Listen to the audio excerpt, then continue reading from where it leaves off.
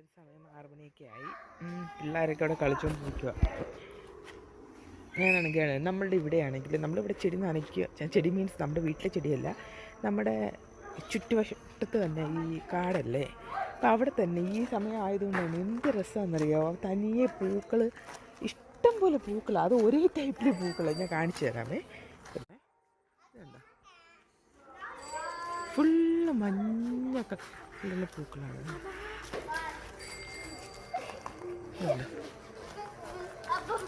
ഇതല്ലാണ്ട് അതുപോലെ ഇത് പല സ്ഥലത്ത് നിങ്ങൾ കണ്ടിട്ടുണ്ടാവും. ഈ പൂ കാണിച്ചു തരാം. ഇരുട്ടായിട്ട് കാണാൻ പറ്റുന്നില്ല.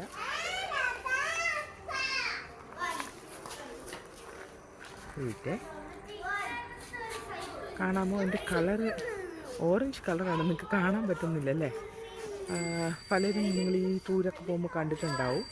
ഇതുണ്ട്, ഇവിടുത്തെ മഞ്ഞപ്പൂക്കൾ എല്ലായിടും ഉണ്ടാവും. നല്ല ഭംഗിയത് കാണാൻ എല്ലായിടത്തും.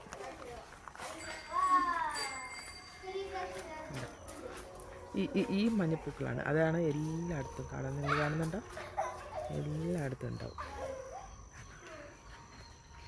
അവിടെ മുതൽ എല്ലായിടത്തും ഉണ്ട്. കാണുന്നുണ്ടോ?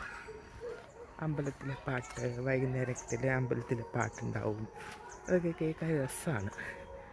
ആണ്, ഇത് ഇരുട്ടായതുകൊണ്ട് അധികം കാണുന്നില്ല. നിങ്ങൾ നല്ലതായിട്ട് കാണാൻ പറ്റുന്നുണ്ടോ? ഓക്കെ, നിൽക്കുന്ന മഞ്ഞ പൂക്കളാണ് നിൽക്കുന്നത്. ദൂരെ കാണാൻ പറ്റുന്നുണ്ടോ? അതെല്ലാം മഞ്ഞ പൂക്കളാണ്. കണ്ടോ?